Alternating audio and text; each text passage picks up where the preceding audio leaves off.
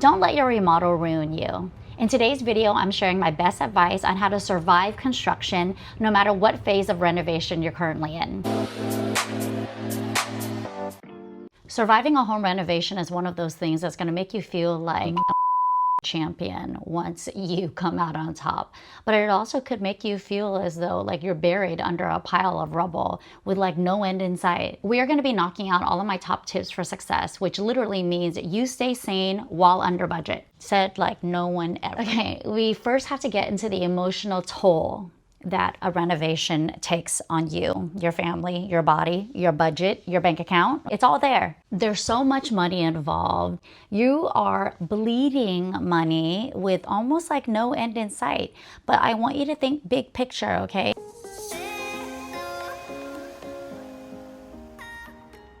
Before I embark on any design, months and months go into research, especially if this is for interior design clients. They're shelling out, hundreds of thousands of dollars, sometimes millions, and they are banking on your expertise. So the designer's hat like never comes off. It's so much different when it's your own project because I understand how much money I have.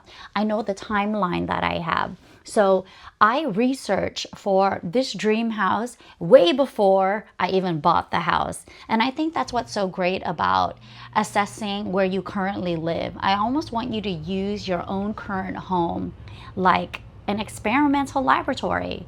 This is where you get to play with colors. This is where you get to decide, do I want to go with natural stone in the kitchen or do I want to go with something that's a little bit more low maintenance but also friendlier on the wallet? So confidence comes from preparation. It's just been so chaotic with this renovation. We bought the home in November. I am currently still at my house. I am managing 2 projects, 2 mortgages, kids are still in school. The emotional toll that this renovation has taken on me is not just about the renovation. It's also about living through the chaos and how to manage the day-to-day of being a mom as well. When it all feels like too much, I always think big picture. I want to visualize the end goal and kind of cement that image in my head. When I'm going to shop for appliances, I literally visualize what this appliance would look like in the kitchen alongside my finishes. When I'm shopping for flooring, I don't just think one area. I kind of bank these images and finishes. Can they work in an alternate area? Can that also work in the bathroom? So that when it comes time for me to make these decisions and actually shell out the money to purchase the finishes and the products, I've already planned everything out and I can visually see where it goes. I also want you to think about your expectations for the space. Are you setting goals? Are you meeting them? What should you prioritize first? I have this huge house, and before I even get to the private bedrooms, I'm going to tackle the kitchen because I know that I need a working, functioning kitchen for us to move in. You're watching this video in real time. We're in March. My move-in date is at the end of May. My kitchen currently looks like this. And yes, we are moving in 2 months. That's an auspicious date for the house, when it was built, my quad number, and also the period of flying stars that we're in. So how I'm preparing for the renovation is with a timeline, right? I have my end goal in sight, and then I start working backwards. And then when it all feels like it's too much, you bring in the big guns and you ask for help. This renovation has been a lot. And look, I love what I do. I love the design process. But there is a very specific type of stress that comes from being the designer and the client and the homeowner and a mom and a content creator all at the same time. And for a very, very long time, my process was just like push through it, get the next thing done, move on, check it off. What I've realized is like this all or nothing pressure, if I'm not managing it off perfectly, like I'm failing, it was keeping me stuck in this cycle that I didn't even realize I was perpetuating. That's actually something I've been working through with the help of therapy. I want to thank BetterHelp for sponsoring a portion of today's video. I just got done with my 3rd session with the same therapist. And let me tell you, this is actually the first time I've ever sought out therapy. I went to undergrad for psych. I actually thought I was going to become a marriage and family counselor. And, lo and behold, who knew that, some decades later, I would be playing marriage and family therapist, but with like an interior designer's hat on. And I've struggled my whole life with looking for proper help. And I think at this phase in my life where I'm juggling so many things at one time, my therapist calls it entanglement. It was really difficult for me to get to the point where I was trying to figure out, like, how do I match up with a therapist? And BetterHelp made it genuinely so much easier to start. You take a quick quiz, you get matched with a licensed therapist who's right for you, and you can communicate by phone, video, or text, whichever actually fits into your life. Over 6 million people have gotten help through BetterHelp, and today it's 6 million and one. If you're in a season of life that feels like it's a lot right now, whether you're undergoing a renovation, you have a new job, a new baby, I'll leave a link in the description box. You can go to betterhelp.com/JulieKhuu to receive 10% off your first month of therapy. So now back to managing this renovation of yours.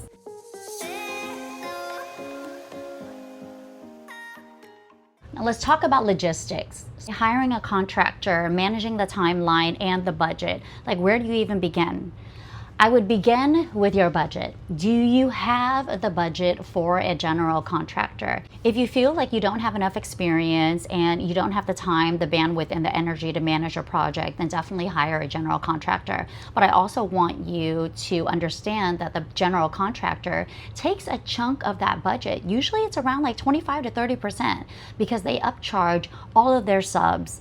I am managing my project with no GCs. I've been working with my team of specialists for, almost like 2 decades now. So these are professionals, artists, artisans that I love. And I know them, I trust them. Most importantly, like, they get me.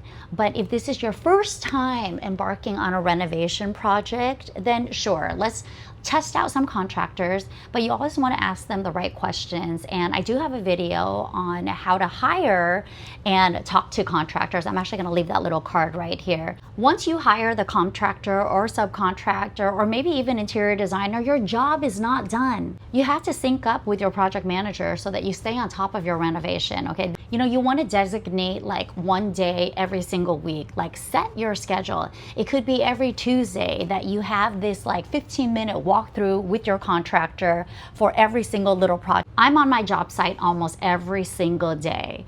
If I'm working with an interior design client and I can't be there, I make sure that a project manager or a team member is there every single day. Like, you never know what's going to happen, and then sometimes they just need like a really quick answer. Hey Julie, we found a stud in the ceiling and we actually have to offset your HVAC duct. Is it okay for us to move it 6 inches to the left or 6 inches to the, like, these are decisions that need to be made on the fly to keep the project moving. So if you're not there, you better trust that your contractor is going to call you to make some of these decisions, or be prepared for some crooked walls. You always want to keep in mind the buffer rule. This is a buffer for both your timeline and your budget. Anticipate that you're gonna go over at least 20%. If you have decided that you only have 2 months to design and renovate your kitchen, it's probably gonna take you, let's say 3 months. That's actually tacking on 30%. But if you give yourself that buffer, this is how you avoid sticker shock stress. Not just about how much things cost, but also anticipating how much longer it's going to take you to do something very simple. Okay, this week, my plumber is installing our toilets. But after investigating all of the toilets that are on site, he has noticed that every single connector pipe is like corroded. He has to stop it, go buy like extra parts for it, come back. It's a lot. It's not just the material that you're purchasing. You always have to budget for what's behind the walls and those little unexpected bits as well.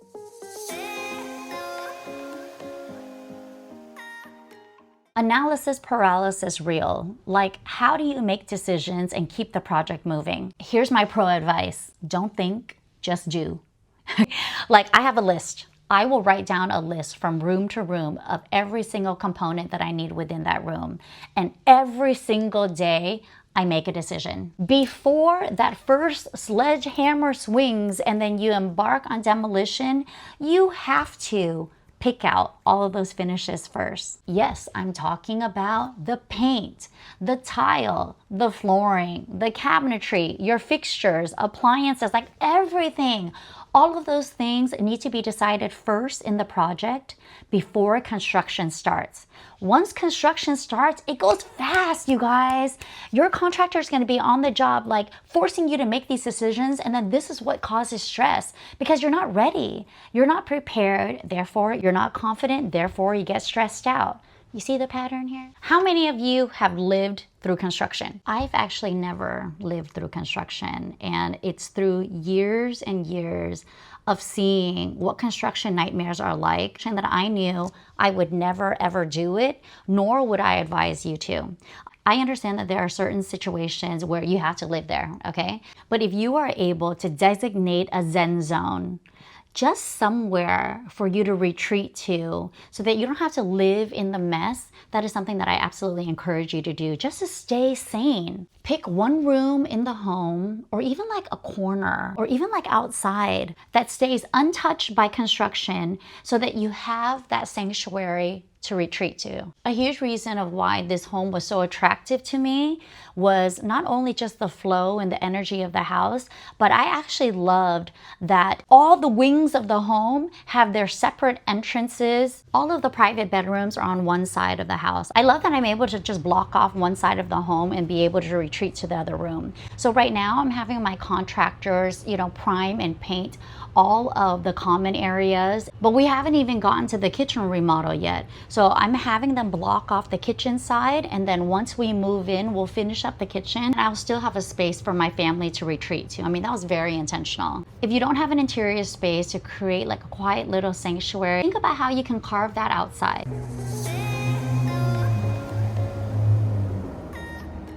I want you to breathe in green and just release the stress. We're talking about cultivating tranquility here. Every time I get stressed out, I just look to nature. Frank Lloyd Wright said it best: study nature, love nature. Nature would never fail you. And I believe that wholeheartedly. I've been on my job site day in, day out. And the one thing that brings me so much happiness is my garden. This is why I bought this house. Like, the garden is just exquisite. And I love that, I have some of these mature fruit trees and they've developed this kind of like really sticky residue sap on them. So I've been doing my research. I'm trying to figure out what's going on with my trees. And, that gives me hope. It's like, you always need to take a break from construction. Get outside, have some fun, take the kids out. That mental break is going to help you so much. And, I thank my kids for that. Every weekend, we're kind of taking them out, to the park, to the amusement park, even just like gardening outside with me. The kids love it. I love it. Because I've been undergoing all of this renovation stress, I've been turning to my garden. And I have really exciting news. I'm keeping the bonsai. Here's how it all went down. Okay, so I've been doing a lot of thinking, like a lot, since I dropped the house tour video and I got flooded with so many comments about this bonsai. I am trying to work through my own bias about bonsais. Okay, I'm gonna nurture her, I'm gonna prune her, I'm gonna clean her, but I'm not going to like overly manicure her because the goal is to see year by year, over time, how much I can nurture her, especially in my earth center. So I'm really excited. Let's get started.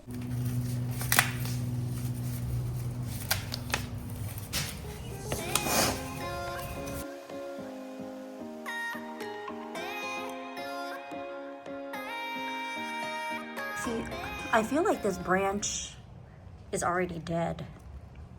I'm still gonna trim it out and see how it goes, but I've taken a lot off and you'll see that, you see how it's kind of really dry. It's usually an indication. Here I am, totally in my element, in my happy place, when lo and behold.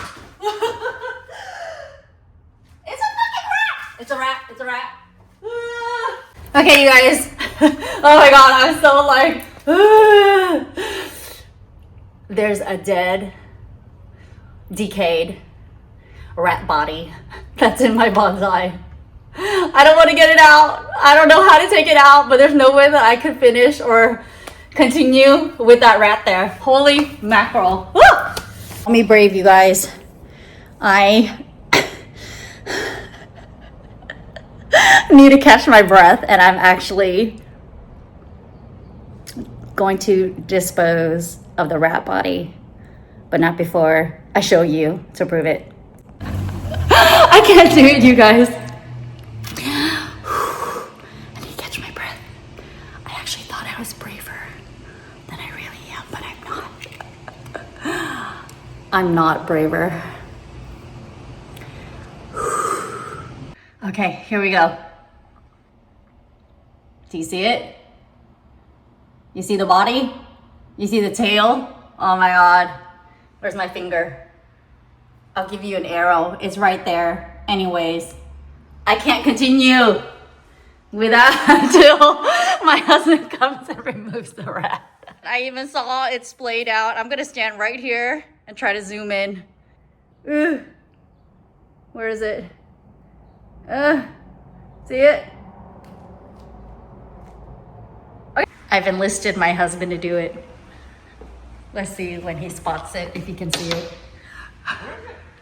It's right there! Follow the tail! This is in the middle of a work day, you guys. I actually called him to come and fetch this little rat out. I just could not continue anything that I was doing. Right. Okay, to go in. Oh, he didn't look scared at all, you guys. Wow, that was fast. What a man! Woo! Another day, another discovery in my renovation diaries. I am happy to report that the bonsai is actually doing pretty well. She has sprouted some new growth this week, but I do plan on calling someone over from the Bonsai Society to give me some pro tips.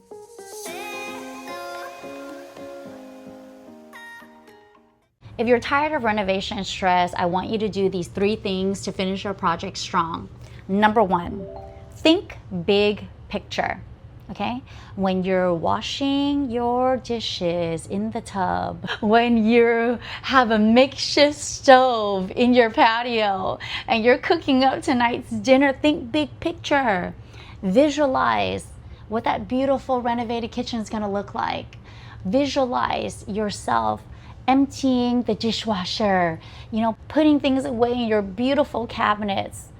Visualization helps cement the dream, okay? I feel like I've manifested my entire life, and I want to show you how. It's not just about seeing it, but it's about feeling it.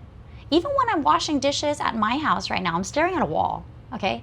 But in the new house, I'm gonna stare out at my beautiful garden. And I imagine that.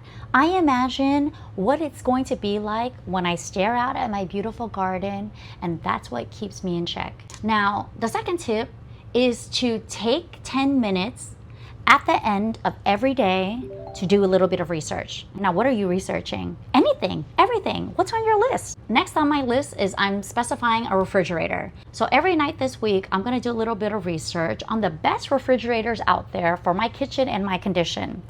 And then I'm gonna make a decision, any decision. Yes to custom panels, no to French doors. Yes to induction, no to gas. Yes to quartzite, no to marble, okay? Every no is still a decision made. Don't let your remodel ruin you. I hope you enjoyed my ultimate guide to a stress-free renovation. I'm in the thick of it here, but I miss my community so much and I want to hear from you. Let me know in the comments below if you have any questions, like any at all, when it comes to me, my renovation, my personal life, my design life. I actually want to do a YouTube live. I've never done this before, to connect with you guys. I've been going through so much and I feel like I miss my community and I want to talk to you like firsthand. Thank you so much for coming along this journey with me. Thank you for your support. We do have a next chapter series coming up where I show you all the behind the scenes of the renovation, because right now I feel like I'm just catching up, you guys. Thank you so much for watching. I'll see you next week.